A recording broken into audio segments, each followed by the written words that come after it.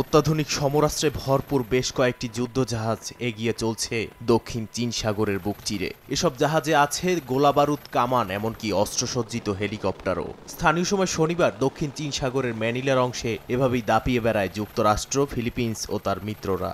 এ মহড়ায় সঙ্গে যোগ দেয় জাপান, অস্ট্রেলিয়া, প্রথমবারের মতো নিউজিল্যান্ডও। মূলত দক্ষিণ চীন সাগরে চীনের একচেটিয়া আধিপত্য ঠেকাতে ওয়াশিংটন নিয়মিতভাবে অঞ্চলটিতে সামরিক মহড়া চালিয়ে আসছে।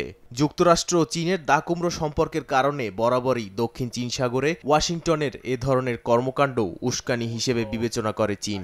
আগে থেকেই প্রতিবেশী ফিলিপিন্স, মালয়েশিয়া, ভিয়েতনাম ও ব্রুনাইয়ের মতো দেশগুলোর সঙ্গে বিরোধমূলক সম্পর্ক চীনের। নতুন করে আরও কয়েকটি দেশ যুক্ত হওয়ায় চটেছে শি জিনপিং প্রশাসন।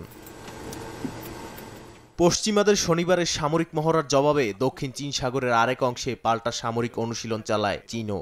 এ সময় তারা নিজেদের সামরিক সক্ষমতা দেখাতে অত্যাধুনিক সব অস্ত্র নিয়ে সরাসরি ফাঁকা গুলি করে, জানান দেয় নিজেদের তৎপরতার। চীনা সেনাদের গভীর মনোযোগের সঙ্গে প্রতীকী শত্রুকে লক্ষ্যবস্তু বানিয়ে একের পর এক হামলা চালাতেও দেখা যায়।